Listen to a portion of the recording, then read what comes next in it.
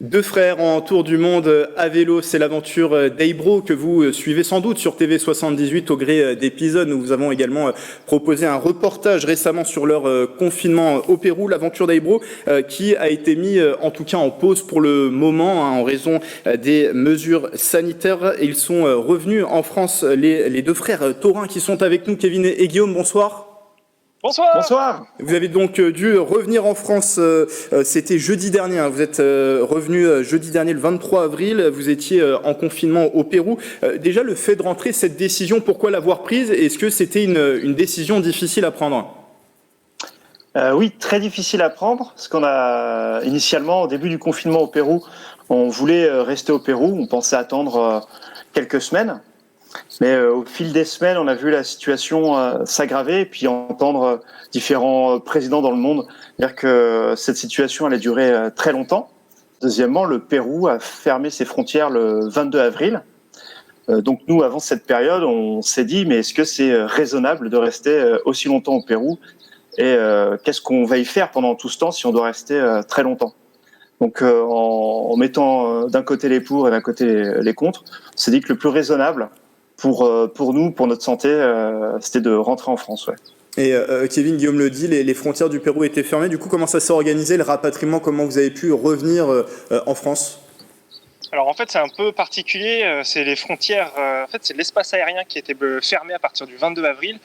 Il faut savoir que les frontières ont été fermées mi-mars, en gros au début du confinement au Pérou. Les frontières terrestres et les frontières aériennes, mais on va dire plus touristiques.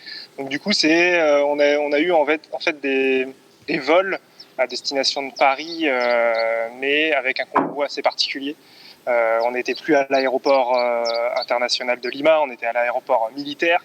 Donc on était carrément déposé sur le tarmac. Et donc c'est les militaires qui nous ont pris en charge, les militaires français, les militaires péruviens et la gendarmerie aussi française. Ça nous a fait c'était assez intriguant de les voir sur le territoire péruvien et étranger pour le coup. Après, ça s'est très très bien passé, une organisation assez incroyable même de la part de l'ambassade de France au Pérou. C'est hallucinant tout ce qui a été mis en œuvre pour, on va dire, on dit rapatriement, mais en soi c'est pas le terme exact apparemment. Mais donc on a saisi cette dernière opportunité de rentrer dans des conditions vraiment spectaculaires à Paris. Pour ceux qui n'ont pas vu le reportage sur votre confinement au Pérou, ça ressemble à quoi d'être confiné au Pérou? Il y a plusieurs règles qui ont été mises en place assez rapidement par le Pérou. La première, c'était un couvre-feu. Donc à partir, alors selon les régions bien sûr, mais en gros à partir de 18h, on pouvait plus sortir jusqu'à 5h du matin le lendemain. Pendant un moment, il y a eu des sorties que par genre, donc certains jours étaient réservés aux hommes et d'autres jours pour les femmes. Ensuite, il y a eu les magasins, beaucoup de magasins qui étaient fermés, mais ça, c'était pareil en France. Et c'était beaucoup de petites règles qui se mettaient en place assez rapidement au Pérou. Le port du masque qui était obligatoire, il conseillait aussi de porter des gants. Donc c'était difficile à trouver, mais c'est vrai que le Pérou, au bout de 2 semaines de confinement, il y en avait beaucoup qui avaient des masques. Alors pas les bons masques, c'était de la débrouille, tout ça, mais la population s'est adaptée assez rapidement. Confinement au Pérou et maintenant c'est le confinement en France, Kevin.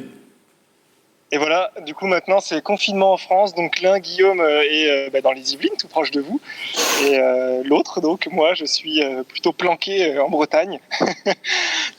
Dépaysement total pour le coup, on est passé de Lima, une ville très très peuplée avec pas mal à l'époque de pollution, à une bonne campagne française. Ça fait quand même bien plaisir de revoir tout ça, même si le décalage est pour le moment assez fort. Il n'y a pas que le décalage horaire, il y a plein de choses qui reviennent, c'est assez particulier, mais donc là on se met comme en quatorzaine, apparemment c'est ce qu'il faut dire, le temps on constate bien quand même, on a été dans un avion, plus de 300 personnes en contact, 12 heures dans l'avion, donc on essaie d'enlever les symptômes du coronavirus si on avait, et puis on va ressortir tranquillement, on l'espère tous, le 11 mai apparemment.